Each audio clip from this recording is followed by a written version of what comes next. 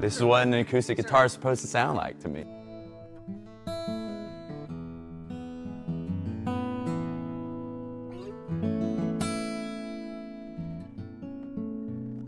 I'm excited. Just gotta take a look at a couple of these. Holy moly, look at that. New headstocks. Let's go ahead and look at this guy real quick.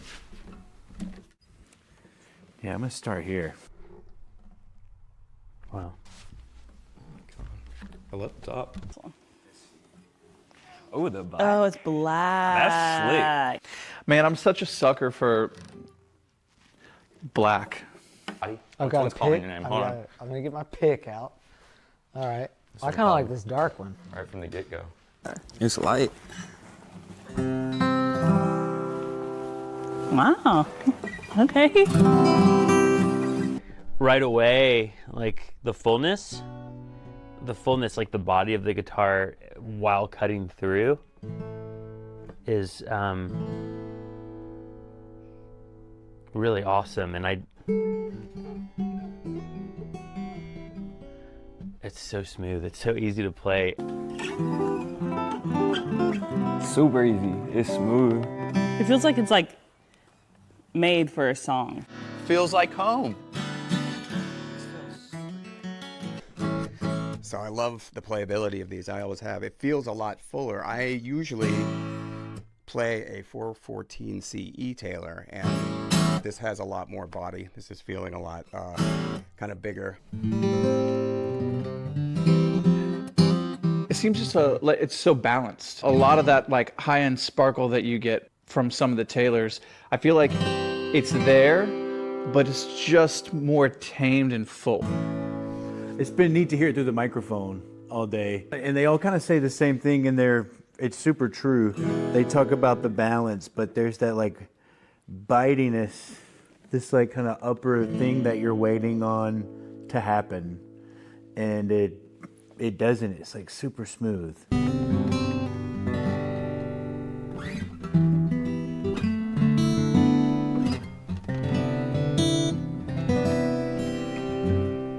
See, that's kind of what I float to at first whenever I pick up a guitar, just that like brighter, kind of chimier sound that I'm getting from this. No longer in this room. I can't escape the truth. You're simply gone too soon, terribly. It's funny how things change so. I think people gravitate to this too because it's something they've never seen on a Taylor guitar, at least that I haven't. It's got this kind of parlor look to it, like it's like, oh, you know, a little Jim Dandy-esque, you know what I mean? Man, that may be the one actually. It's just a little more open than the black top. And this is the rosewood, right? Yeah. Every guitar you pick up in Nashville, see, you know, some people have an E chord. Maybe it's like other states have an E chord, but I'm more of a G and a G sus to test it out and make sure it's ripping.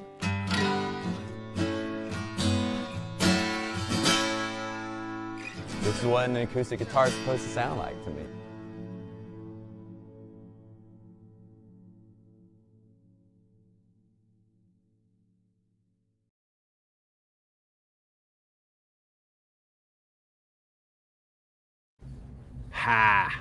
Hi! We are back! We are indeed. We're back. We're back. That was cool. We took a little break. Trey was there earlier that day. I was. That's for sure, in Southern Ground. Some of you have seen that content. Ladies and gentlemen, we got Trey Hensley on the show tonight. We are all big fans. We are all big fans of Trey Hensley. Hopefully, we're going to show a performance that he did that day, earlier in the day, which I'm super excited about. But we are here. We took a little bit of break. Jordan, we're coming back, right? We're back right again next week, aren't we? Next week, yep. What's happening next week, Jordan? We got the big Bob Taylor coming in next week. The big Bob Taylor. And what are we talking about next week, Jordan? We're talking about legacy guitars. Legacy guitars. The whole series, yeah, the whole collection. But but we launched the Legacy 914 CE last month, so we're going to be talking about that one specifically too. So it'll be some good stuff. That's I'm exciting. prepared with questions that you want to ask him too. He'll be taking lots of questions. Trey just bought an 855, a Legacy 855. No way. I Yeah. love it. Yeah, he You loves do? it. Yeah, it's cool. I do. It's the Yeah. first 12 string I've really had. Actually, it's funny because I just recorded last week. I'm working on a couple of solo records and got it just in time for some Just in time. Great. just for some overdubs. Yeah. I never know what to do with it. It's got 6 more strings than I need, but Well, we've had a lot of jibber jabber already. It's already 5 minutes into this thing. You saw a video. We talked for a little bit, and we haven't talked about guitar. Actually, we have talked about guitar, but you know what time it is? It's this time.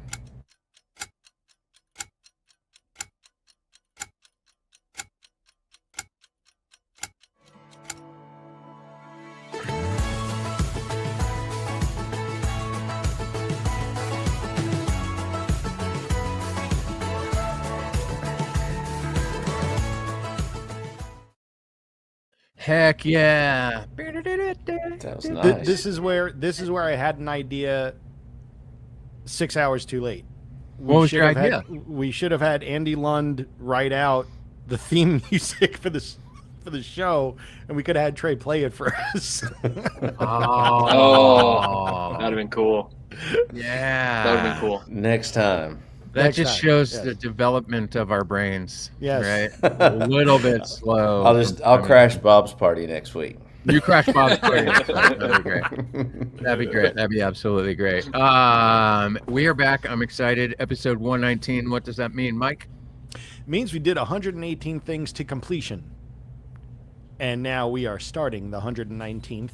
And when we are done with this, we will have completed 119. But this time, all the notes will be talked and played and discussed because we have Trey Hensley with us. All the notes. He might not leave enough notes for the rest of us. Yes. That is true. That He happens. absorbs the notes. That happens. I don't know if you know this. So we've known Trey met Trey, man, years ago, through Tim Godwin. Gosh, we love Tim. Through Tim Godwin. I want to say it was like Nashville Summer NAMM. And you showed up to our little booth at Nashville Summer NAMM, and you're like, next thing I know is like you and Andy were melting each other's faces off with flat picking, and it was awesome. So real quick, before we really dive into this thing, here is 1 minute of Trey Hensley playing years ago when we first launched the Builders Edition. So if you've never seen Trey play a cutaway, he's playing a cutaway this time. So let's just say, don't make fun of him afterwards, bluegrassers, okay? But he's playing a cutaway and he melts it. So ready? I'll be back in 59 seconds.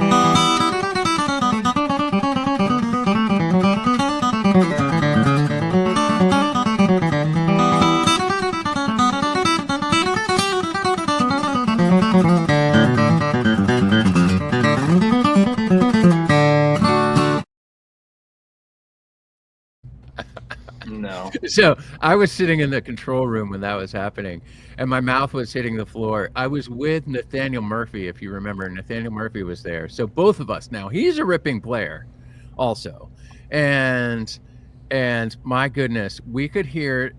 I've told Trey this before. You can hear the attack of the string or the pick hitting the string like every single time. So in the control room, it's almost like there's an additional frequency that you hear that goes like it's unbelievable. It's like so fast the notes haven't even blossomed, if that makes any sense. Trey, Jordan, we need to get to know Trey real quick. You guys know how this goes. If you haven't been watching or if you're new to the show, we have our friend Chad, aka ChatGPT, tell us a few things about Trey Hensley or the guest that we have on. So, hey, Jordan, I'd love it if you'd read what Chad had to say about Trey Hensley. You want me to? Yeah, go ahead. He asked. All right. He's East Tennessee's own guitar slinging, Grammy-winning bluegrass blues country badass. Played the Grand Ole Opry at 11. Now tours the world melting faces with Rob Ickes and Taj Mahal. Born picking, raised singing, and still teaching it at ETSU. Trey equals twang, soul, and southern fire. How crazy is that's that? funny. Chad, how accurate is that? How accurate is that? It was loose, a little loose with that, but you know. Loose? I don't know what's loose.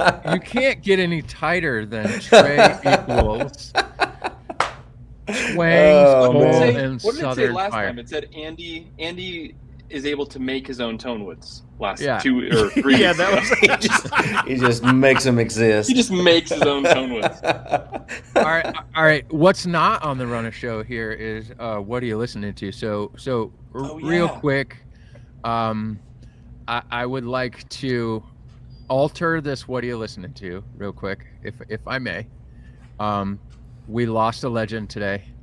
I want to talk about that. Oddly enough, we had a show the same day that we lost Eddie Van Halen. I don't know if you remember that, anybody who was watching, but it was a big deal. Today's big deal, obviously, Ozzy Osbourne has passed. Some of us are going, wow, that was a heck of a life. Because I feel like he had 17 lives. Like he was, we'll say, more than a cat for sure. Oh, yes. Less At than least 18. Less than 18 lives. It was but 1.5 cats. Yes. He was 1.5 cats, 100% on that one. 60% of the time, 100% of the time, he was 1.5 cats. Like Ozzy Osbourne was an incredible, the legend himself, right? So what are you listening to? I would like to pivot real quick to what is your favorite Ozzy Osbourne song? Could be Sabbath, could be Ozzy, could be whatever he was ever involved in, but what is your favorite Ozzy on a vocal song? Trey, hit me. I would have to say off the top of my head for Sabbath would be Into the Void. Yeah. And then solo Ozzy, I'm going to go kind of pedestrian pick just because I love the guitar solo and Ozzy's performance, but No More Tears is pretty hard to beat. Yeah. No More Tears is pretty hard to beat. That's for sure. Yeah. Jordan? You being I like metal, songs. the metal aficionado that you are. I know that he never did a Dave Matthews cover. However, No, I mean that's the cool thing about Ozzy. He kind of did it all, and like I like all music that makes me feel something. I do also like music that makes me feel a little bit sad too.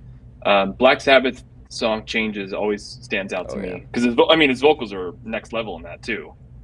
So yeah, I think that's my favorite Sabbath song for sure.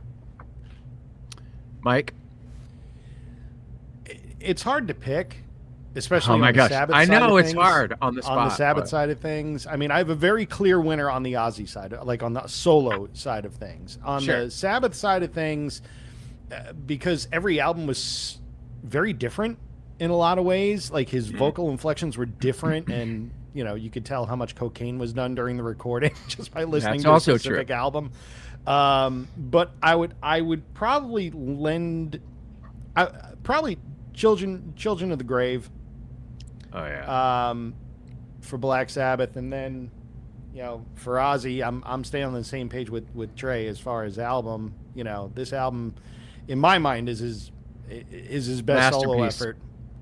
And Mama, I'm Coming Home is such a great power ballad, balanced by one of the tastiest guitar solos that I think Zach has played. Yeah. Because he didn't play 8 billion notes. He played within the song and really brought it to another level. And Ozzy's vocal is phenomenal in that song, and he wrote that song with Lemmy Kilmister, so from Motorhead. So now they're both, ironically, Ozzy was with Lemmy in his last hours before he passed too. So now they're all reunited up there, writing songs and having Randy do all the riffs. So 100%. Yeah, it's really hard. I'm not even gonna attempt Black Sabbath. That's how meaningful Sabbath is to me. Yeah. It's hard. It's really hard, and I was lucky. I was lucky to do a couple of tours with a different band, with a guy named Paul Ill, bass player, who just happens to be Geezer Butler's backup bass player.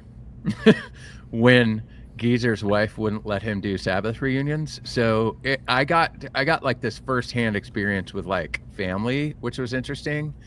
I remember traveling through UK at one point, and Paul was like, "Hey, Bill Ward lives right up there. Let's go say hi." And I'm like, I don't even know what to say. All right, let's do this anyway. So I'm gonna stay off of Sabbath because it's just there's too much of it, and it was very meaningful. My older brother is a huge Sabbath fan, and so I kind of grew up with it. But I'm gonna say the first riff I ever learned how to play well was Crazy Train.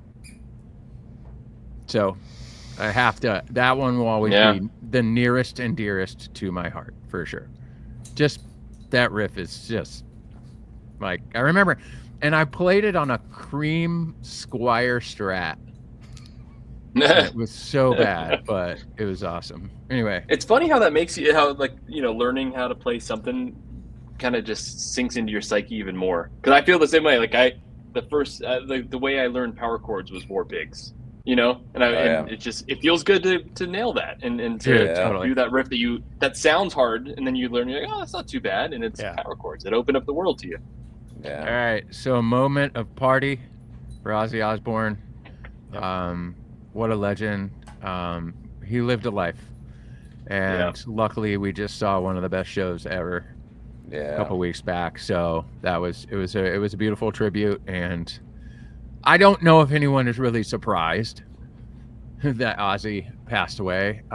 When I was touring a lot in the early 2000s, I had an opportunity to meet Ozzy. He mumbled a couple of words, and it was one of the best moments of my life. So I don't really know what he said, but it was really cool. So, but they were words to live by. Total words to live by. They were words to live by. It was the secret to everything, and he mumbled them to you. You want to know what's hilarious, Mike? On that very same night, I met Lemmy and took a photo with Lemmy. Ah, nice. And it was great. So that happened. Wow, that's cool, man. There you go, rock legend. I would bring that up. I'd bring that up every podcast. I met Lemmy. Yeah. Close personal friend of Ozzy and Lemmy. So a close personal friend. Yeah, I wish that would have been so awesome. Lemmy, we'll get into Lemmy at a different time. Lemmy was amazing. But you know what time it is? It's time for a quick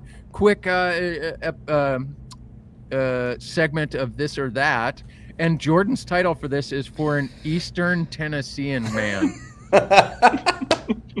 Is that ChatGPT? That is ChatGPT. These have been heavily revised. So I'm going to start this. Oh, yes. I'm going to start this. I'm going to start this out real quick. So This or That. Smoky Mountains hike or a day at the lake? I'm going to go Smoky Mountains. All right. Fishing or hunting? Fishing. Yeah, totally, right? Yeah. Cabin in the woods or house in town? I guess Cabin in the Woods. I also love that movie, so I'll go that. Yeah, that's true. Cabin in the Woods. That's true. A Grand Ole Opry or the Ryman?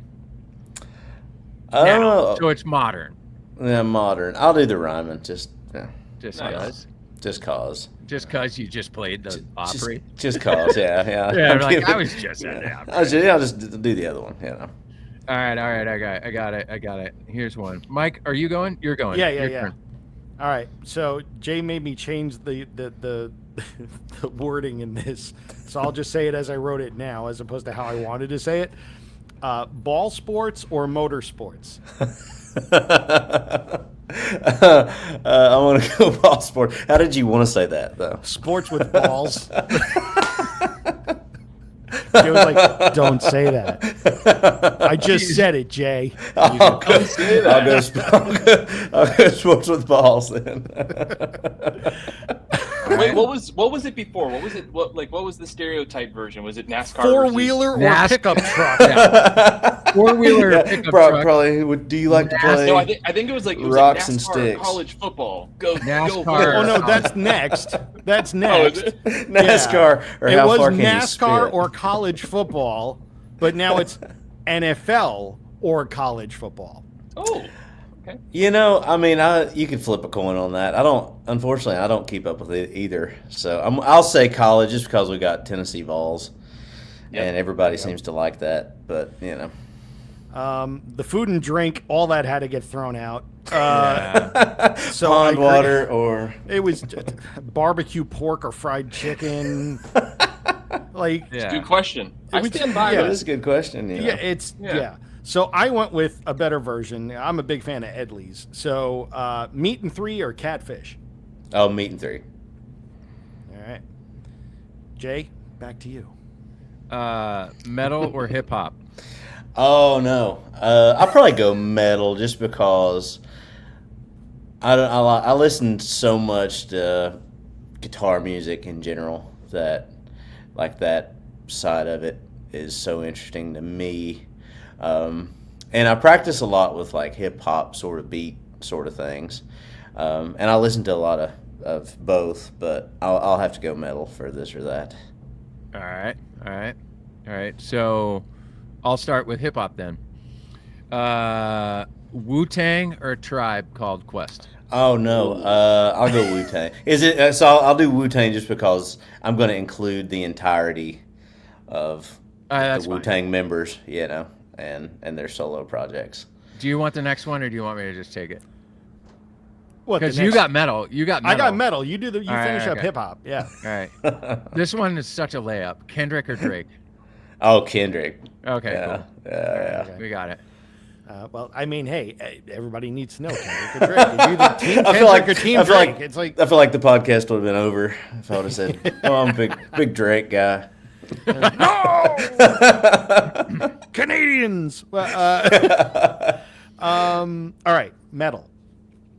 Iron Maiden or Slayer? Oh no.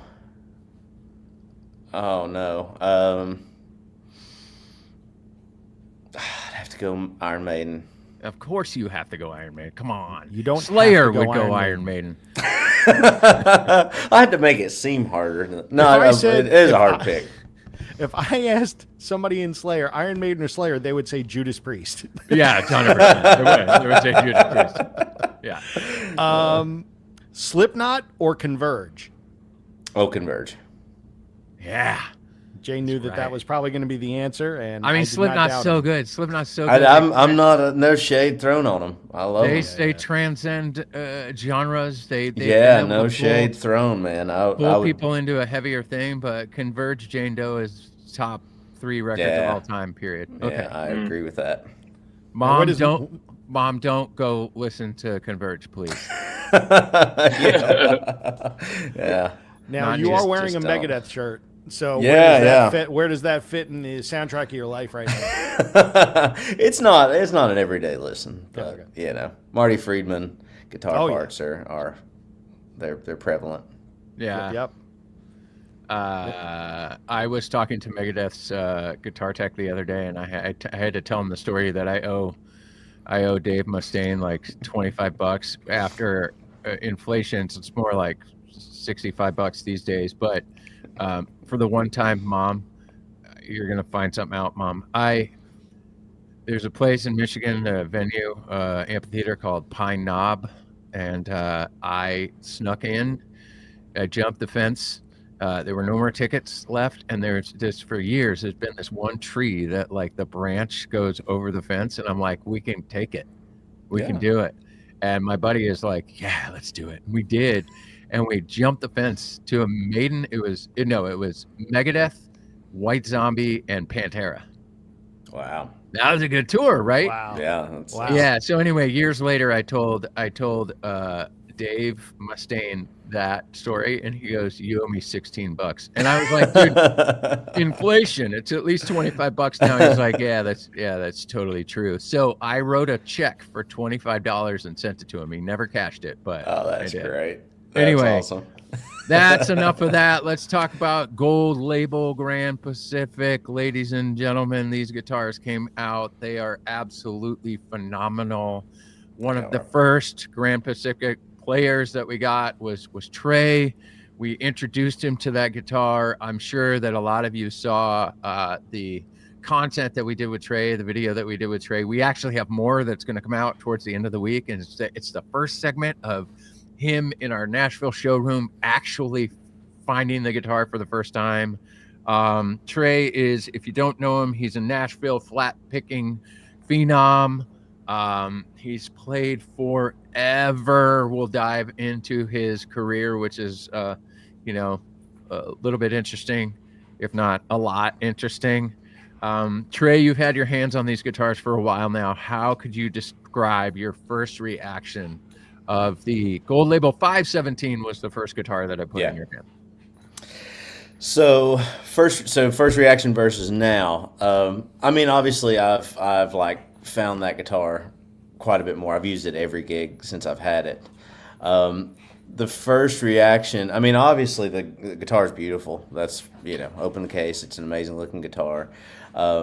It is so unbelievably well balanced. I think that was like the overwhelming theme of playing it for the first time was everything you kind of want. It's very focused, and there's just so much depth to that guitar that just kind of opens up every time I play it. There's new things. It's almost, I'm using it. I'm doing 2 records right now. I'm doing an acoustic record and kind of an electric thing with acoustic.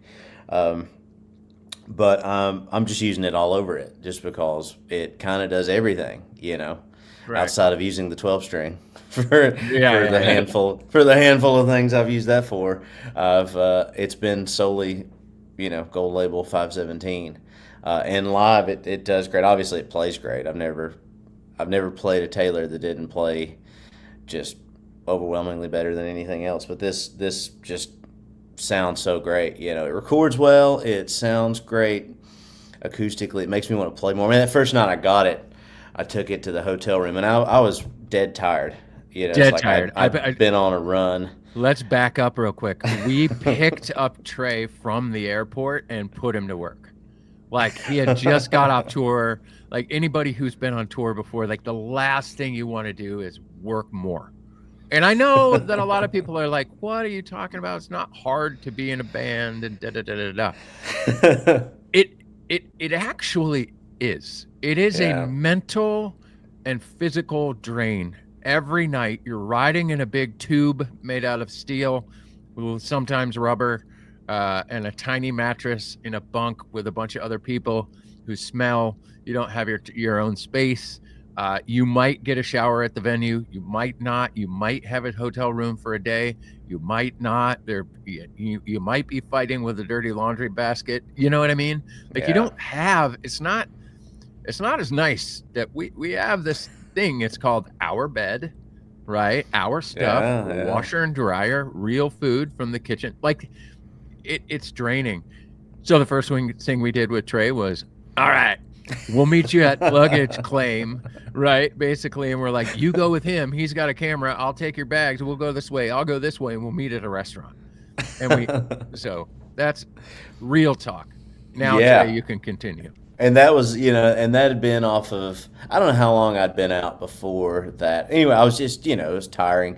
And then it was great, great to hang. And then I went back to my room and I played the guitar for like 6 hours, and so much so that I had to change strings before we did the thing the next day, filming it, because they were just beat. They were just totally dead. And I played really until I didn't feel like the neighbors would mind. It's like I had the nice 10:30 cutoff, and then went to bed and slept for a few hours, and got up the next morning and I played before I went and recorded at Southern Ground. So that kind of spoke a lot, because I haven't done that. I mean, I've gotten guitars and I've played them and I love them and they're great, but that one was like a not put down for how many ever hours it was, and it's kind of been that way. Like if I hadn't, I'm on vacation now, and if I hadn't had to have brought the guitar, I probably still would have brought the guitar. And that's Trey. You said a lot. something in that video where,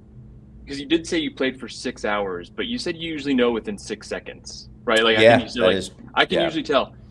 I'm just curious, because people who are learning how to play or shopping for a new guitar are looking. I think it's true. I think there's usually, you pick it up, or you might even not need to pick it up. You can, pick the low E. What do you do? What is your 6 seconds where, is it one strum? Is it one chord that you go to? Is it, what makes you go able to tell, oh, this is great? So typically what I'll do,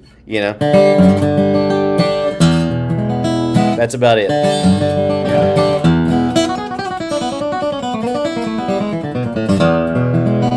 That might be it, but typically it's, if it's got that and that, and I mean, some of it is, I might be able to tell a guitar's kind of got something, but it's got a bad setup, or it's, like if it's especially older stuff, but you just immediately know, and it's got this, there's this resonance that sort of happens, that if you can feel it, and it's one of those things like trying to describe.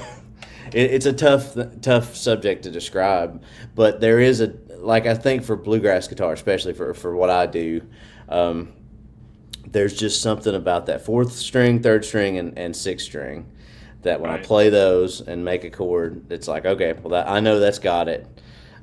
Sure. And I'm usually right, for my taste. I'm usually right for what I like.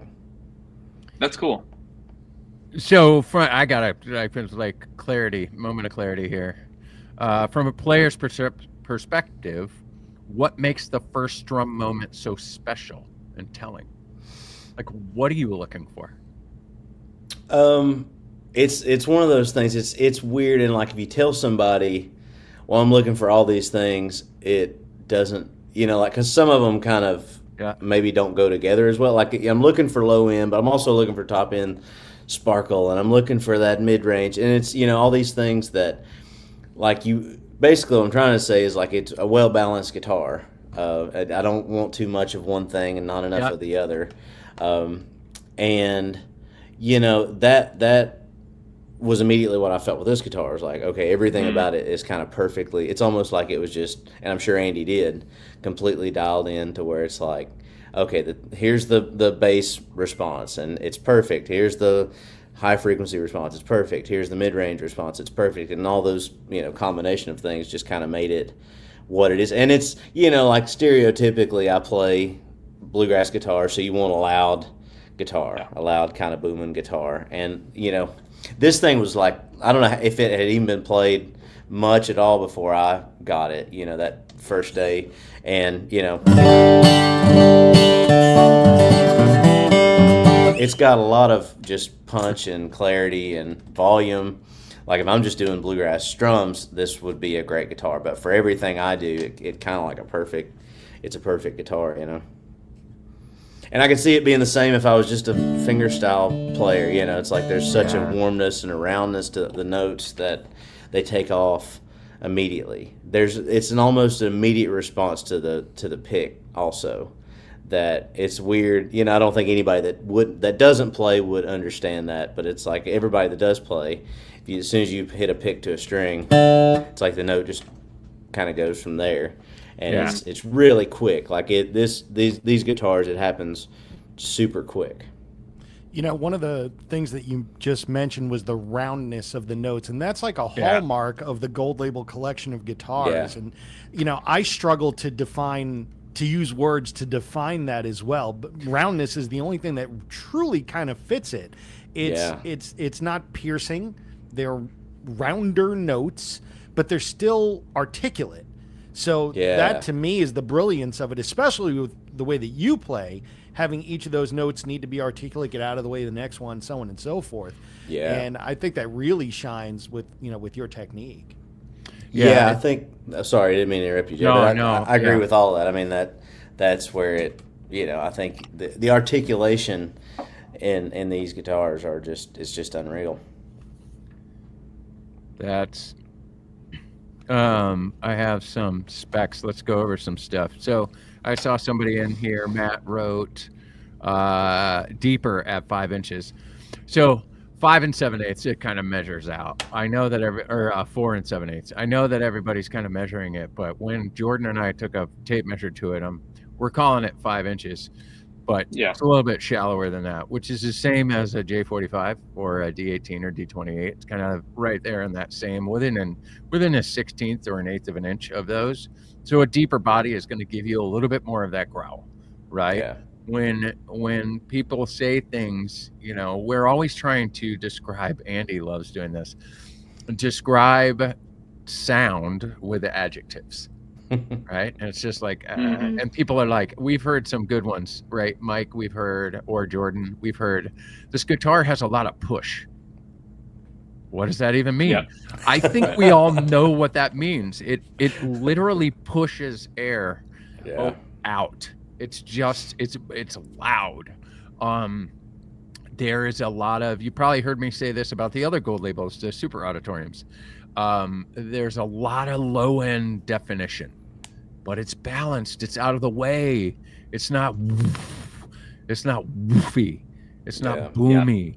It's like everything sounds great right here, but it also sounds great right here in front of the guitar. And so people like me, or in this case, Trey, is going to the studio right now. He's working on a record. The microphones matter, right? New neck design. It's got a new neck design. So it has our long tenon action control neck on it. So then just like the other super auditoriums, we did a deep dive on the action control neck right before.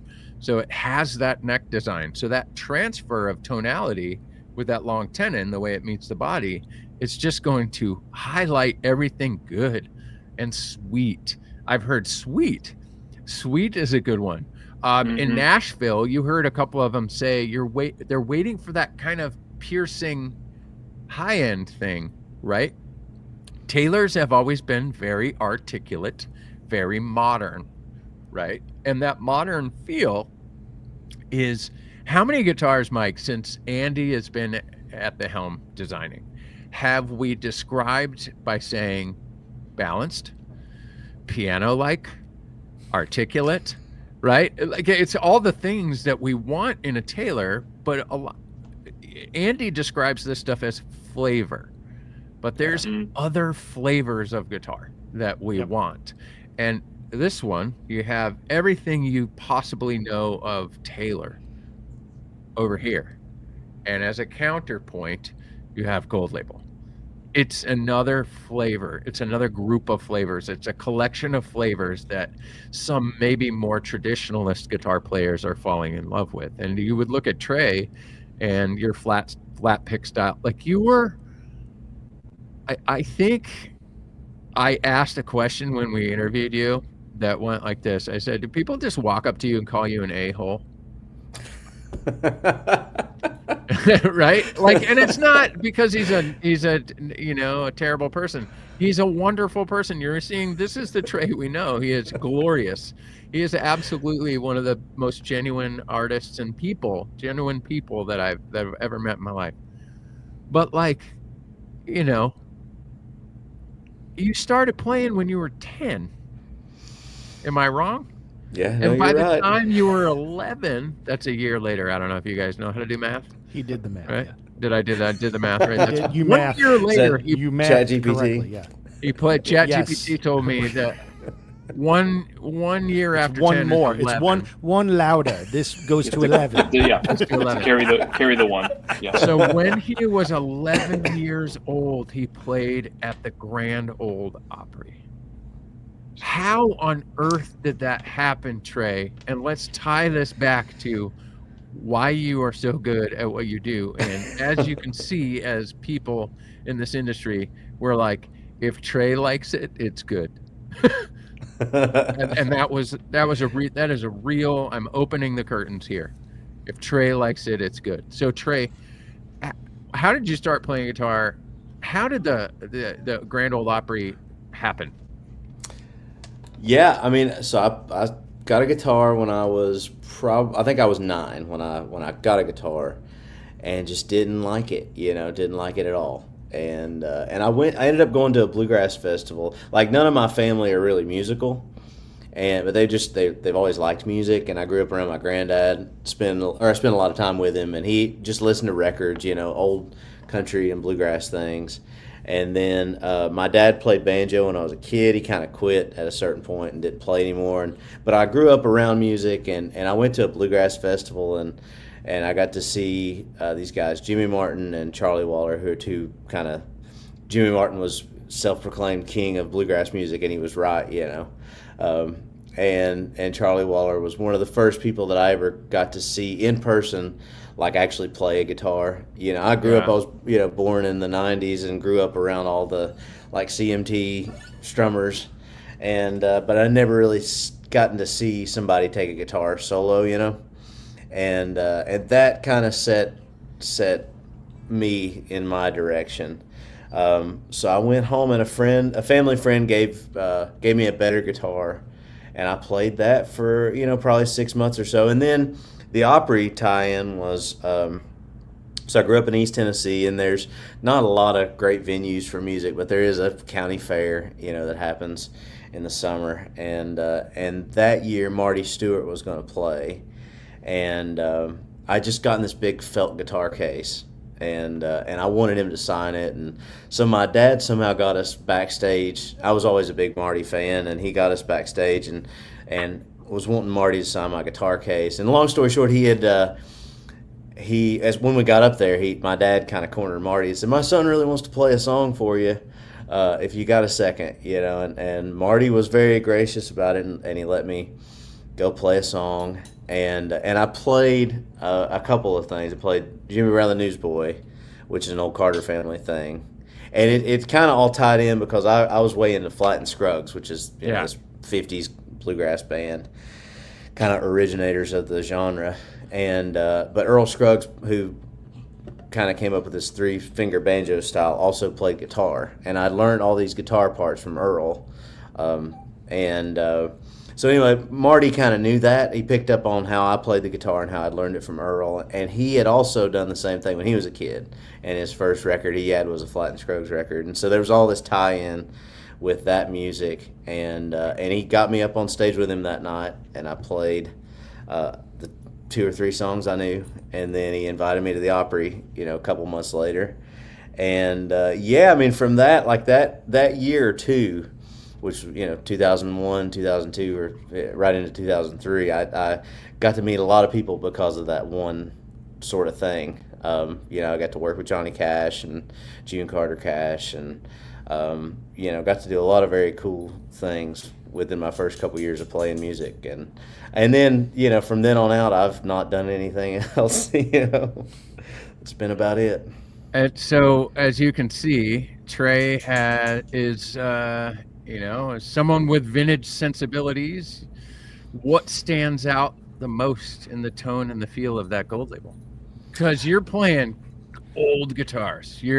We'll dive in once we talk about this gold label. We'll dive into a little bit more of your Johnny Cash story, which is just, I love it. So there's a vintage thing to it, and I don't know if it's like if it's described well as being a kind of a woody sound. It's very like it's just got this thing. And for me, it's an undertone. Like, it's not a dominant, like it doesn't sound, as I've played some guitars that are made to sound vintage, that's what it sounds like to me, is that they're modern guitars that kind of, get in that world a little bit. And this, like, just kind of, it's very modern feeling and sounding, but it also has that vibe that I really like. And so, like, the music that I write and play and everything else is inspired by that, because it's, I'm into a lot of different modern things, and I want that playability for one thing. Like, if we're just taking the tonality of it away, the playability is amazing, but the tonality of it, where it encompasses everything that I love with sounding kind of old, and it does, like, as soon as I put a new set of strings on it, it still has that. It's not like it has that or any sort of brashness that I might even get from other, like bigger dreadnought guitars that take a minute for them to settle in. This one just always seems like it's settled in, and it felt and sounded played before it ever was. Yeah, it's really interesting. We also put a 717 in Trey's hands. I kind of know what Trey's gonna like out of the gate.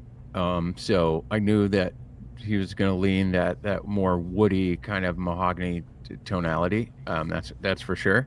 I knew that was gonna happen. That was the first guitar I put in front of him. But then he also played the 717. So the 717 spruce top, rosewood back and sides.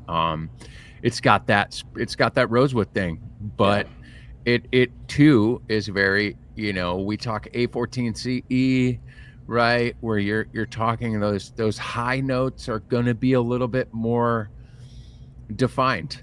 Yeah. Brash. Some people will say they're a little bit too of that for me. Nashville is a town that likes, we had one of the artists in that video that we opened the podcast with said, I got some criticism for Taylor. I said, oh yeah, what's that? And they go, you guys don't know how to make a bad guitar. And sometimes, now I get this. And he goes, and sometimes we in Nashville like to find a place for a bad guitar on a record. He goes, now when we play it live, we want a good guitar. So it's totally, you know what I mean? Which was a interesting piece of feedback, but it was great. It was a good conversation. So why Jay? Is it because, like, when they're recording, they want something sounding a little more raw? Lo-fi, lo-fi, yeah. That's why the the rubber bridge thing is hot right now, kind of thuddy, kind of muted. Some of us just palm mute. I know Dolly. An equivalency could be like the slightly out of tune spinet piano that's in a corner that just has like that sort of unique tone to it. Yeah, it's like not everything is perfect, and sometimes we're really in a era right now where we came out of this like really high overproduced music era, and now you're getting back into that, like, I know this is the early 2000s, but remember when all of the bands were a big deal, right? If you think every single one of them, right? The Strokes, listen to that first Strokes record. It was almost as if it was recorded, all the instruments and the amps were in another room. Like, it was far away from the mics. And those are just trickery. That's trickery, right? They're using the same gear that we're all using, but they find a way to put a old feeling on it, or a lo-fi feeling, or they sometimes just turn it down, right? So it's interesting. So sometimes, like, I know Dolly Parton puts a piece of foam under right in front of her bridge on every single guitar for the most part. You can see pictures of it. She plays a bedazzled GS Mini sometimes, and there's a piece of foam right there that kind of just mutes the strings just a little. Kind of does like a hybrid rubber bridge thing. Anyway, that's why, sometimes you just want that tonality of an old. And no Taylor we make in 2025 is going to replace your 100-year-old Martin. Yeah, right. Not gonna happen. However, But what it is doing is there's a playability thing and there's a tonality thing that's reminiscent of those times. And then you can get on a stage and this thing works really well. Yeah. That is why we went to Nashville at first to introduce it. We went around and one of the main questions I was asking was, how do you think this guitar is going to do in Nashville? And every single person in every interview said, oh, and they kind of laugh and they go, this is going to do just fine. This is exactly what we've been looking for years. That's cool. So that's cool. And Trey, it's no surprise if you follow Trey. Dude has a guitar collection. Okay? He's got Martins. He's even got Martin hats. He's got Gibsons. He's got,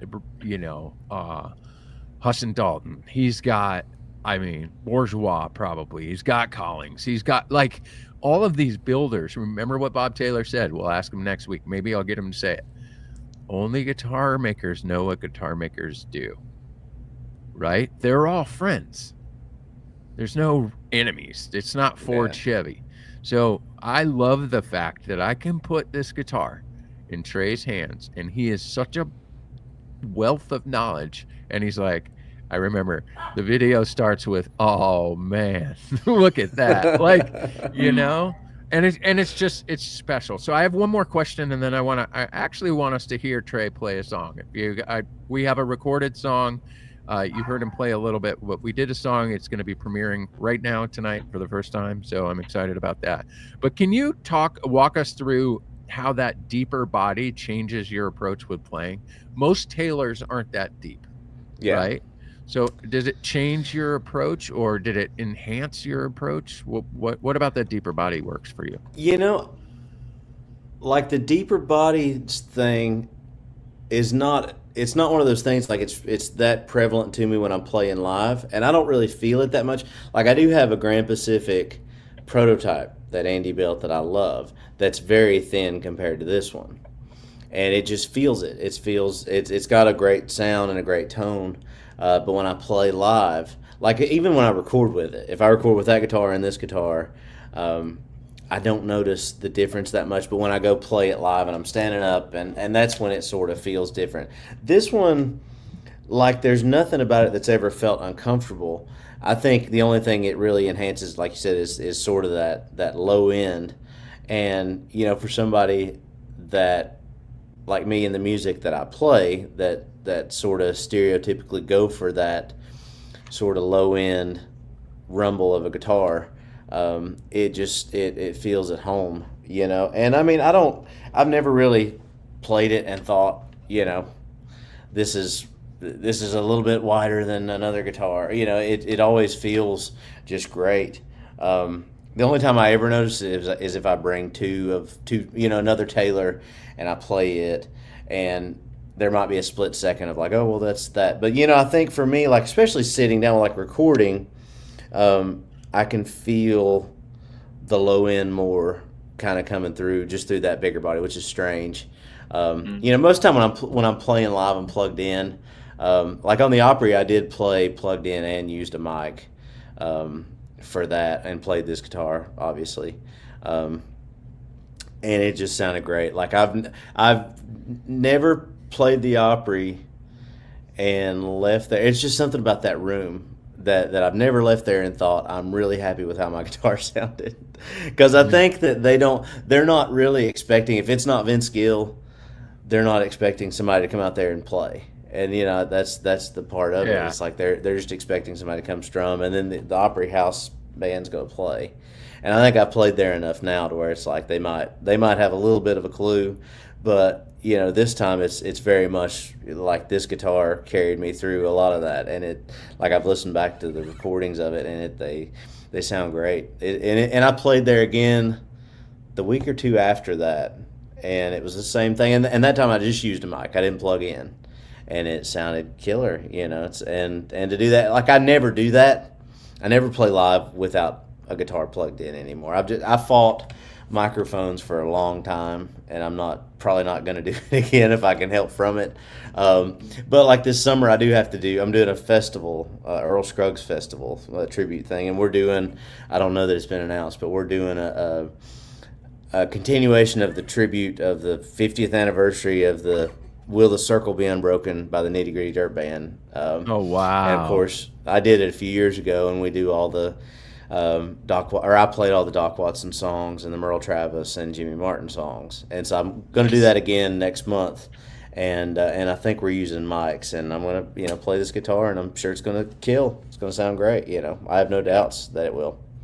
Ladies and gentlemen, but Trey Hensley is not just a guitar player. He's also a vocalist, and his vocals are some of my favorite vocals in country music, hands down. I once saw Trey just ripping a song in Southern Ground Studio also, and Andy I think he had gone to the restroom or something like that, and then he came back, and Trey was singing and playing guitar, and Andy Powers sits down at this big grand piano and starts playing piano along with Trey. And it was the coolest little moment. And we had run out of storage, like media, on our cameras, so we couldn't film it at all. We didn't film it, but we got to see it. So at that moment, I'm thinking to myself, this dude's got a voice. And I would love us, real quick, show you a 4-minute song that Trey did for us at Southern Ground. We'll be back. 4 minutes and 30 seconds. See you soon.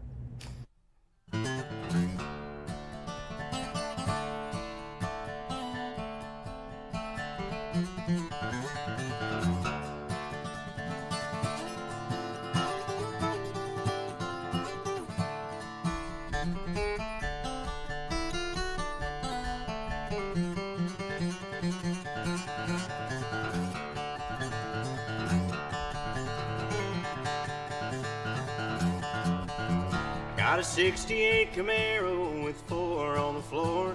A rebuilt carburetor, man, that thing will roar. Well, it's a real head turner, it can fly and it can cruise.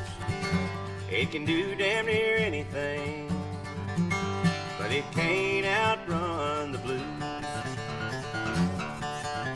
Well, I've been to foreign countries and across all 50 states. Well, I met dignitaries and I've stamped license plates. Well, I'm no stranger to the highway, going anywhere I choose.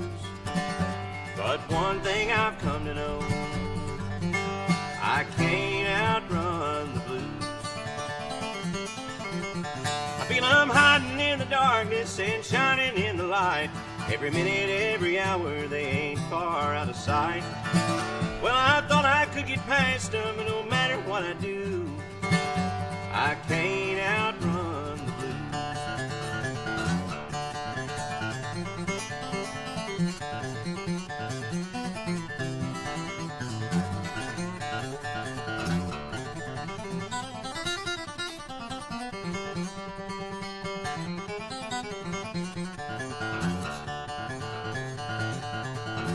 Well, sometimes I think I'm haunted, feeling spirits from beyond. They show up to remind me of all that I've done wrong. Just when I think I shake them, your memory flips a fuse. It'll hold me down forever, 'cause I can't outrun the blues. I feel I'm hiding in the darkness and shining in the light. Every minute, every hour, they ain't far out of sight. Well, I thought I could get past them, and no matter what I do, I can't outrun the blues. Yeah, I thought I could get past them, and no matter what I do, I can't outrun the blues.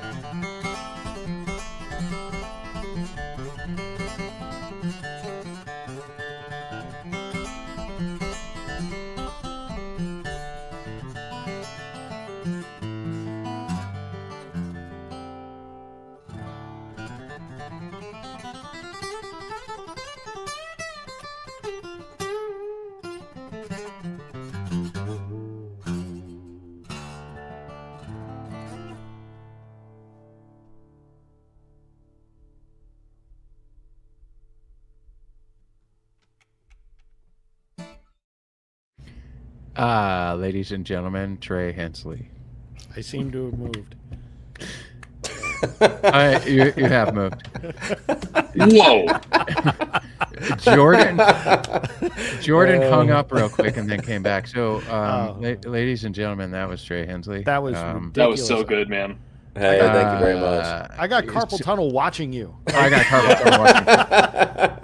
So the thing is now I want you to break it down. So now, ladies and gentlemen, I know that it's hard for you. Okay? But do you hear the heavy metal influence and do you hear the hip hop influence? I do. Like the rhythms, dude, are unbelievable with your songwriting. Hey, and it's just like when you watch the technique. So, quite frankly, I think we've talked about how really great these gold label guitars are. The gold label Grand Pacifics. I wasn't this excited. Look, everybody who watches the show understands that I'm a non-cutaway guy. I am always been a non-cutaway guy. I think acoustic guitars in a traditional sense are some of the best instruments ever made. Bob Taylor's first guitar was a non-cutaway, right?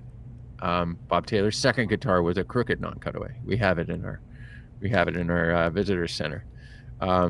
He innovated the cutaway though, right? And our grand auditoriums with cutaways are fantastic. I am not a cutaway player.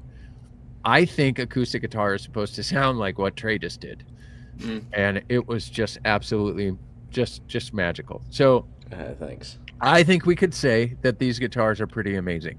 We will do another episode with a 717 player so that you guys can hear the difference between the two. We have some great content that's going to be floating around. That's both the guitars versus each other. You can actually, I'll drop it in the comments after the show. You can go to our gold label page and you can actually see that now. So it's the 517 versus the 717. So you can hear the tonality difference. It's really, really great. But Trey, can we go into playing for just a minute? You got a guitar in your hand. Yeah, man. How in the heck do you get your right hand and your left hand? But let's talk about the hand that holds the pick. What do you do to make your hand work like that? Like, is there warm-ups that you do? You know, vocalists have vocal warm-ups, right? Is there picking warm-ups that you do? Drummers do paradiddles. Like, what do you do to make your hand not fall off? I used to not do that often, like warm-ups. Now I do a lot of cross-picking stuff. So like if I'm warming up, most of everything I do is alternate picked, so down, up, down, you know. And I play with a pretty flat pick. You know, like this is a blue chip TAD 60. It's a very big pick, very triangular pick, and it has speed bevels. So I play completely flat on the string. I hit the string completely flat, and I'll play, like when I'm warming up, I'll do very simple, like alternate picking, cross picking things where I'll do like 6-5-4, 5-4-3, 4-3-2, 3-2-1, and you know, just go through the whole series of notes. And I'll do it a lot slower, and then I'll play like string skipping. So I'll do 6-4, 5-3, 4-2, 3-1, 1-3, 2-4, 3-5, 4-6. And then I'll do like the paradiddle thing where it's I'll do eight string, you know, hits on one string, you know, 1, 2, 3, 4, 5, 6, 7, 8.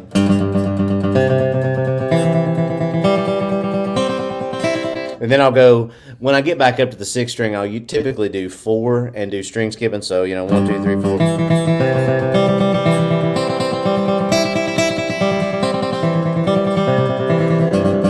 But all this time, I'm just trying to keep my right hand loose and not have any sort of tension going on. Because, I mean, if I'm playing anything, like all that sort of ending stuff that's faster,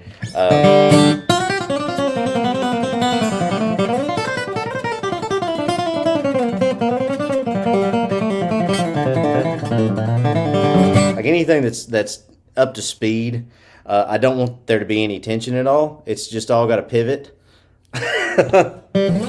So I'm trying to eliminate that. And like, I haven't played a lot this weekend. I typically would be playing more if I was on the road. So I would want to warm up more and make sure that tension is not there before I start playing a lot of faster stuff. But I feel comfortable at this point. I've played for a long time.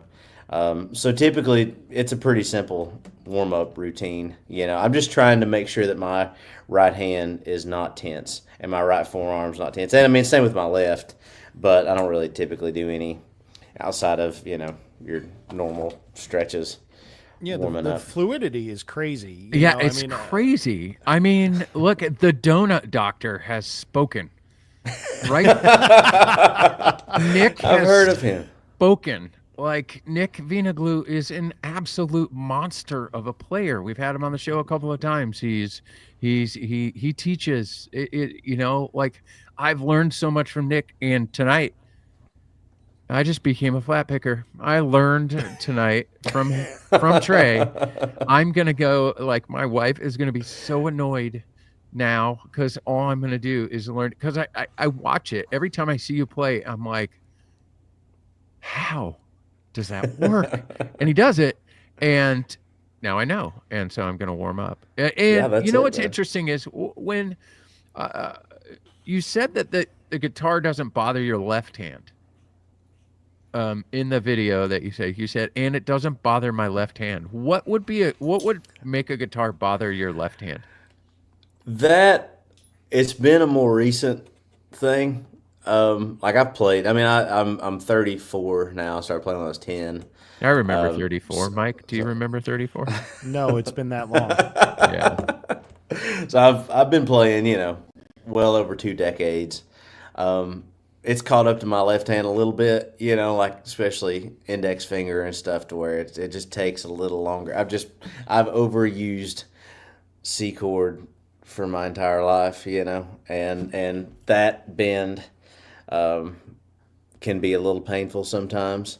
But also just even if that didn't have anything to do with any of it, the fact that, I mean, obviously the setup's great. I know this was set up before I got it.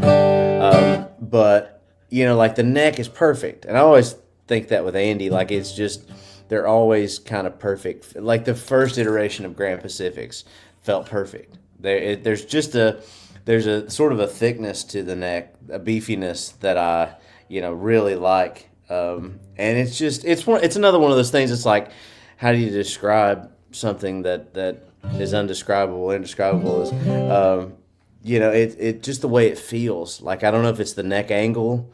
I don't know what it is. It's probably, a lot to do with the new neck. Action control neck. Whenever I first played it, feel better. I didn't know that, and it just feels, there's something about it that's like, it feels incredibly comfortable to play. And I can play 90-minute shows, no problem. And it's, and then play more after and be fine. And that's not the case for most anything else. You know what's awesome? That's the new Jordan. Mm-hmm. We need to rewrite all this marketing speak. Action control neck doesn't make your left hand tired unless you're right-handed, unless you're left-handed. Oh, that's good. Yeah, I'm not copywriting right now, but we should maybe let's workshop this live real quick, right? Like, yeah. What on earth? Trey, you're an absolute monster. Telling people, all right, so we all can agree that guitar is dope, right? Yeah, it's the best. Wait, Jay, I wanted to ask one question, because he talked about something too about playability and action control neck. Trey, I know, like, so we ship those out with lights, 12 to 53s. Yeah. But I know you'll put on mediums. Yep. Did you have to adjust the neck at all yet?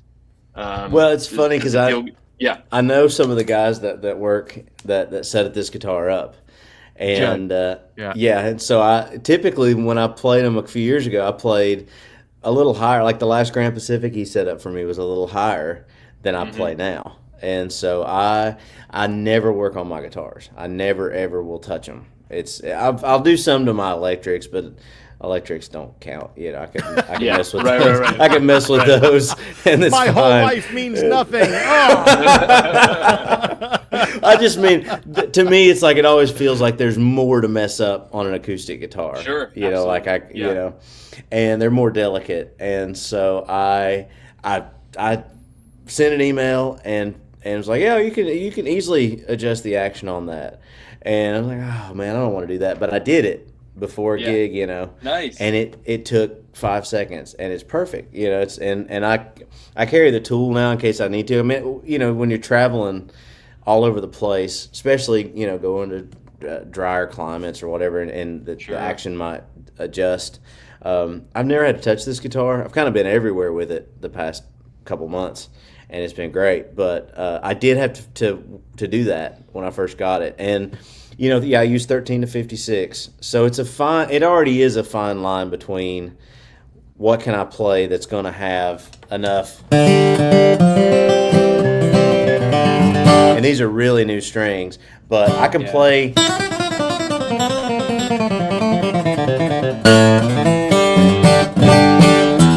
mean, it's, you know, coming across computer speakers, but I'm playing pretty hard, and there's a lot of volume coming through this guitar. So I have to have the action high enough to not buzz out, but I also want to have it low enough to where I can play faster things and it, you know, not kill my left hand. But this was the easiest thing I've ever done, and it, you know, of course, you know, it was great. It took all of 2 seconds, and life was good. No, cool. I'm glad I asked, because that's good. That's good to hear that if someone who wasn't as comfortable as like you could change it and feel better about it. Yeah, I mean, I even played like 2 shows with it with the action high, and it was to the point where I was like, I need to do something. And it was, you know, they just sort of assumed I still used my old action. I still played as hard, but, you know, just, I don't know why I kept the action as high as I used to keep it. Yeah, very cool. So with all that said, and obviously the strength that you have in your hands from doing this, do you like have a nutcracker at home, or do you just crush walnuts by going like this? I make a little money. I make a little extra money at Christmas time. I just stand really. outside It's like, I got it. Crunch. Thank you. There you go. Like, you know, it's the juxtaposition of the fluidity versus the power that really amazes me, right?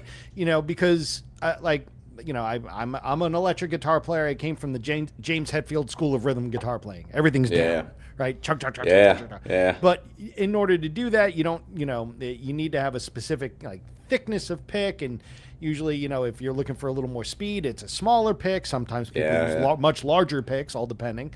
But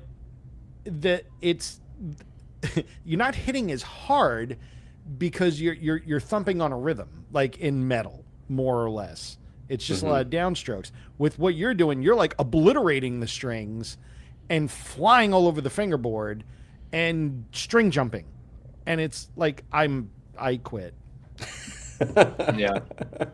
I mean, I feel the same way. I was in the studio with that dude when he was it's the amount of your jaw can't, like the amount of mouth breathing, right?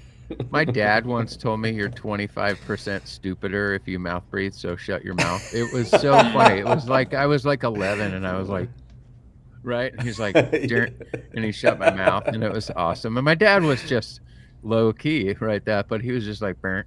But I was in the control room that day you were playing, and I was just like, every time I see you play, even over computer speakers, I'm like, right, oh, yeah.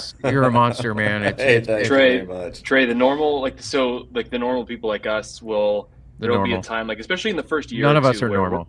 Where we're not good at guitar. So it'll take us like, you know, maybe a year or two. So that's like the normal structure. We don't go to the Grand Ole Opry after the first year. That's just not it's not in the cards for us. Man. I've been playing 40 years and I need to buy a ticket to go to the Opry. It's magical. No, for real though, how long was the break-in period? Like how long were you bad for? I mean, I still don't think I'm that good. I'm working on it. Great. I'm working on it. But you're pretty good. You're pretty good. I'm working on it. But I mean, you know, I did learn songs. Like I was picking up songs pretty quick, and you know, I loved it immediately, and I did work really hard at it. And it's one of those things where it's like I didn't stop once I started, and you know, it's been sort of constant for you had that obsession 24 right years. when you started. And I don't know where it really came from, because like I said, I liked music, but when I started playing the guitar, and for the second time, you know, it's like that was all I wanted to do. Well, we're happy. Yeah. We are all better people because you inspire us to play guitar. Hey, thanks, man. You inspire some of us to quit guitar. I'm burning all of my instruments when we're done. There's no point.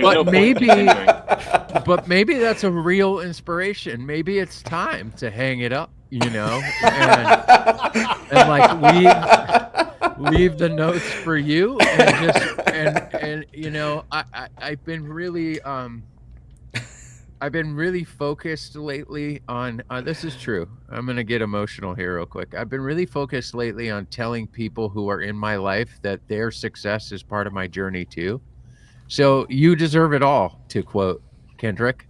You do. Right, you deserve it all, man. And I hope that we can be friends for a long time, and I hope that we as Taylor can help you out, and we can just help tell the world, everybody on this show, watching the show, everybody in the feed, tell the world about Trey, man. He's an absolute monster. I have one question about the guitar. If somebody is already a Grand Pacific fan, how does this guitar compare? I think the familiarity of it is going to be there, you know. And I was an instant fan of the Grand Pacific, and still am. You know, love that guitar, and I think that it feels reminiscent of that. I don't know if it's more definition is the right way to put it, but that's the way that I hear it, is that it's more defined than the original Grand Pacific. That there's a little bit more like that. That guitar is very woody. Like, even I've got a 517 and a 717, and I remember playing that. I played that guitar on I did a little EP with Tommy Emmanuel a few years ago, and played that guitar on that, and just how much low end that guitar has, and very woody would be the word to describe it. This, I feel like it has that, but there's just a little bit more sparkle and low end. It's strange, but there's just more definition.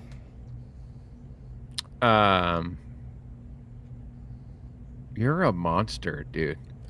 And I think that monster guitar player, monster artist, monster, very talented. You are a monster talent.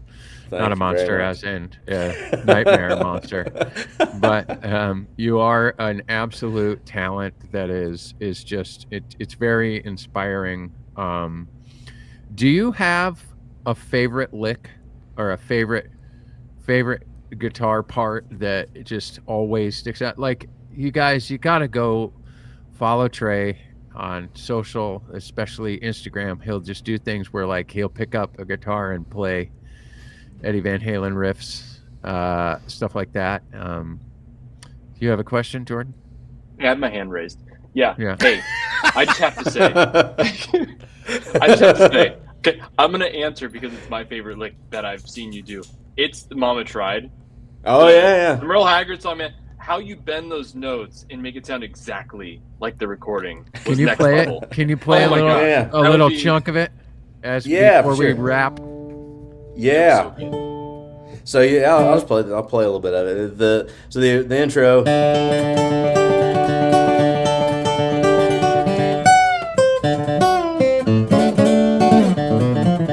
And then the solo.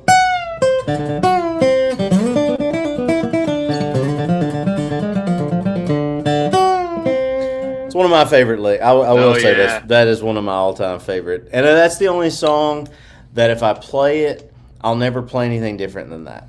Like, I'll play that every time, because I feel like it's such an integral part of the song that, I mean, you know, just having... There's no improving on it. Yeah, there's no improv. Like, everything else I do, I'll improv all day long, but not that. It's kind of like, that's the way it is and shall Yeah. forever be. Yep. No. Man, That made it's that just- made my year right there. That being right. said, to real quick, Mike, Oh, yeah. what is your most favorite riff of all time, and why is it a Papa Roach song? They're just so good, man. I mean, you know it too, right? If I were to ask you to cut my life into pieces. Oh no, I used to. I can't. There's no way I can remember that. Oh no. Yeah, I did used to know that back in high school. I'm not going to attempt it, but I did remember that. But then, you know. There you go. Yeah. Got to have that one. Or my favorite.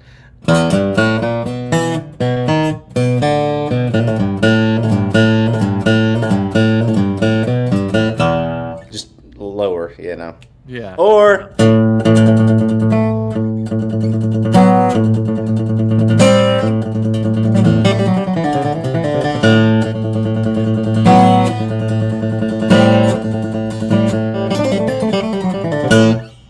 So on and so forth. If for bluegrass, Mama Tried is up there, and I think it's not necessarily a riff, but the intro to Tony Rice's Old Train, which is.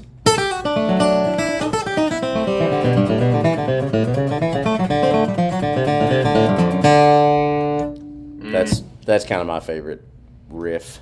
When will we see your bluegrass rendition of "Rhyme of the Ancient Mariner" by Iron Maiden, the 11-minute epic from the Power Slave album? That's coming out next month. Oh, good. Yeah. When are we going to I'll look hear for it on Spotify.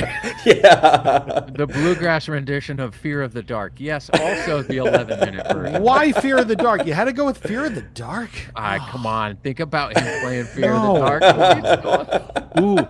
If you were to play Trooper, how would it sound right now? Oh no, I don't even know it, man. I couldn't play.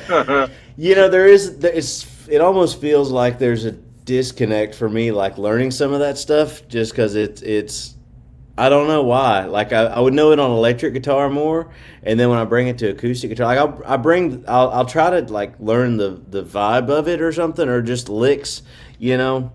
But man, alive, that'll take a minute. Next week when I jump on Bob's podcast, that's what I'll do. There you go. I do have one that I think would fit, and tell me if I'm wrong on this one, because when you think about it, it sort of has a bluegrass vibe to it because the picking style. Wasted Years. Oh yeah, I have played Wasted Years before. It's been a while. Some friends of mine that play in a band, Infamous String Dusters. I think me and Andy Hall played that one time. But yeah, man, I love that one. That's always been like top of my list of songs. If I ever did kind of a bluegrassy Iron Maiden thing, that would be one. Yeah, that fits the bill. Aces High would be fun. But, yeah. Aces Yeah, High. that would be great. Is my all-time favorite Iron Maiden song. That's probably mine too. Are you 2 kidding? Minutes to Midnight's pretty great. That was probably the first 2 one that I Minutes to got Midnight. into. Oh, You know. Come on, man, so good. You know, I was telling everybody knows this who's seen this before. I fell in love with Iron Maiden not from a studio album, but from Live After Dark. Oh yeah. Mm-hmm. And I heard my brother had a live album, and I was like, it's Churchill's speech at the beginning. We will go on to the end. We will fight in ground, right? And I hear that part, and I was like, who's this Churchill guy? Because I was young. I didn't know. Yeah, but right? Live After Death is like if you're gonna get into Iron Maiden, you haven't listened to Iron Maiden, that sort of is the album to buy because it's it's every single hit, and they go right into Aces High, and I had never heard anything like that in my entire life, and I was like, oh. Dual guitar attack, nailing it live while running around the stage at 500 miles an hour. Yeah. It's just nuts, saying. Man. Yeah. So anyway, there's that Iron Maiden, ladies and gentlemen. If you've learned anything tonight, there's a couple of things you've learned. The Gold Label Grand Pacifics 517, 717 are incredible instruments to enhance the Gold Label collection. Super Auditoriums that came out earlier in the year. As you know, we talk collections of our guitars. We have a Builder's Edition collection. We have a Legacy collection. We have a Gold Label collection. Gold Label is kind of the counterpart to anything modern in the Taylor line. So it's a little bit more seasoned, a little bit more, goodness gracious, they're great guitars. We love them a lot.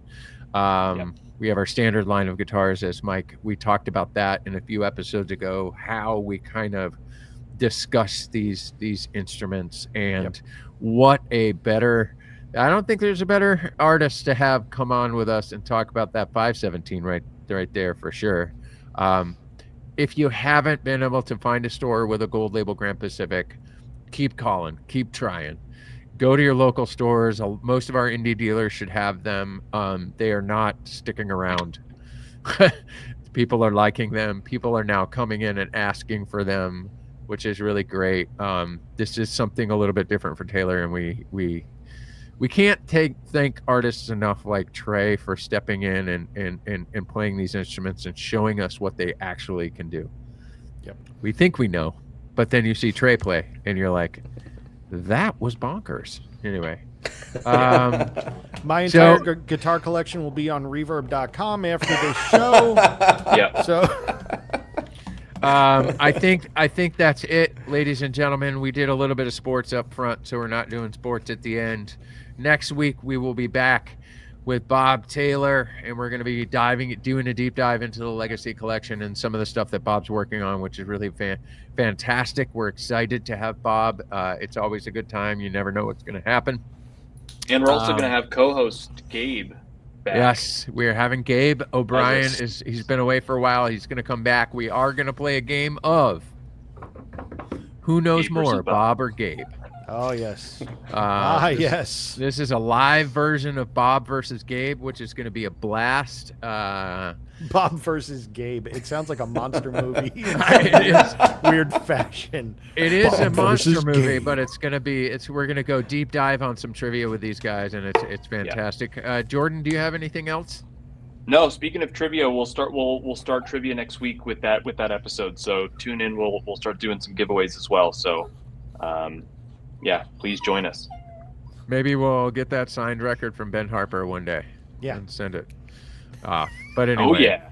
Jay, does the black top Gold Label sound different than the natural top Gold Label? Oh, man, you just opened a can of worms, Tex.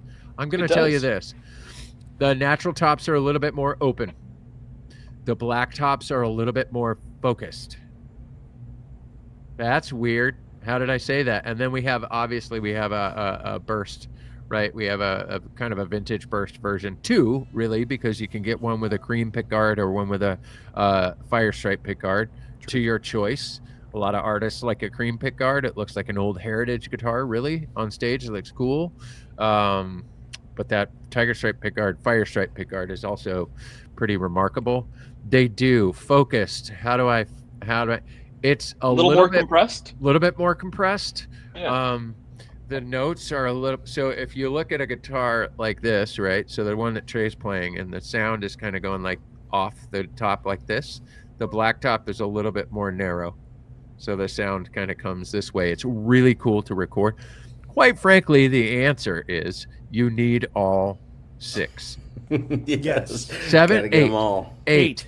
You need all 8 Gold Label Grand Pacific. So each of 517 and 717 come in 3 variations with it. And the burst has a 2 pick guard. So blacktop cream pick guard, burst cream pick guard, or burst with a fire stripe pick guard, and then the natural top versions. But the natural tops are a little bit more open, and as the burst kind of tightens up, adds a little compression, and then that black top is a little bit more. They're all brilliant.